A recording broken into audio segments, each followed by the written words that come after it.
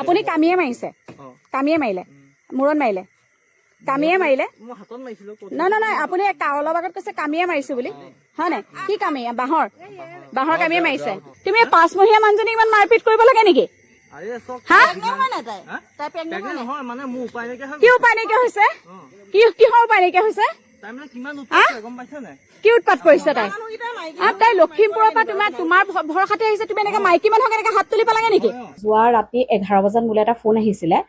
এজনী ছোৱালীয়ে ফোন কৰিছিলে তাৰপিছত বাইদেউ মোক বচাওক সোনকালে তাৰপিছত মই পটককে ভাবি পোৱা নাই যে ক'ৰ পৰা কৈছে মই সুধিছো ক'ৰ পৰা কৈছা তুমি তাৰপিছত তাই একো কথা ক'ব পৰা নাই ইমানেই কান্দিছে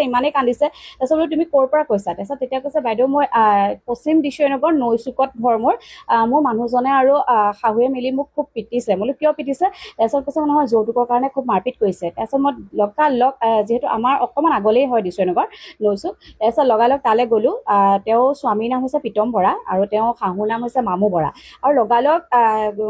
মোৰ লগৰ এগৰাকী সতীৰ্থ জোনমণি শইকীয়া বাইদেউ তেওঁক লগত লৈ গ'লো আৰু গৈ পেলাই দেখো পদূলি মুখত মানুহজনী তেজেৰে লুটি পুটি হৈ পৰি আছে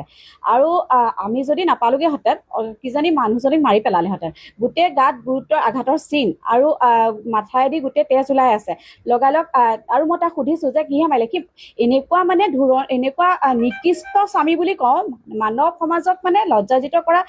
নাৰী আজি যে সুৰক্ষিত নহয় এনেকুৱা কিছুমান পুৰুষৰ কাৰণে সি নিজে কৈ আহিছে মই বাঁহৰ কামিৰে মাৰিলো তাৰপিছত মই সেইকণো মই ভিডিঅ' কৰি আনিছো তাৰপিছত লগালগ আমি তেওঁক যোৰহাট আমাৰ যিহেতু ভোগদা ৰক্ষী চকী পৰে ভোগদা ৰক্ষী চকীলৈ আনি পেলাই লগালগ তেওঁলোকৰ গাড়ীতে আকৌ আৰক্ষী গাড়ীতে আমি মেডিকেললৈ লৈ গ'লো মেডিকেলত তেওঁ 3টা চিলাই পৰিছে আৰু গোটেই যিহেতু তেওঁ প্ৰেগনেণ্ট হয় এগৰাকী গৰ্ভৱতী 5 মাহ হৈ আছে তেওঁ সেইটো কাৰণে তেওঁ একো তাত মানে মেডিচিন দিয়া নাইকিয়া লগালগ আমি থানালৈ তেওঁক আনি পেলাই আৰু যিহেতু ক'বলৈ গ'লে তেওঁ লখিমপুৰত ঘৰ মাক দেউতাক ইয়াত কোনো নাই ইয়াত ঘৰত অকল মানে নিজৰ আত্মীয় বুলিবলৈও কোনো নাই এতিয়া ছোৱালীজনী তাত লগালগ আমি কেইটামান বাজিছে 4টামান বাজিছে 3টা বজাত আমি মেডিকেলৰ পৰা ভোগদা ৰক্ষী চকী পাইছোহি তাৰপিছত লগালগ 3টা বজাত পুৱতি নিশা তাৰপিছত 3টা বজাত এখন এজাহাৰ দিছোঁ থানাত তাৰপিছত লিখি পেলাই তেতিয়া এতিয়া থানাততো তাইক ৰাখিব নোৱাৰে যিহেতু থানাত ৰখা একো মহিলাগৰাকী ৰখাৰ ব্যৱস্থা নাইকিয়া সেইটো কাৰণে তেওঁ তাই কোনোবা আত্মীয় এগৰাকীৰ ঘৰতে ডেকা গাঁৱৰ তাতে আমি তাইক থোৱাৰ ব্যৱস্থা কৰিলোঁ এতিয়া কথা এটা হৈছে যে নাৰী সুৰক্ষিত কিয় হোৱা নাইকিয়া কিয় এনেকৈ নাৰী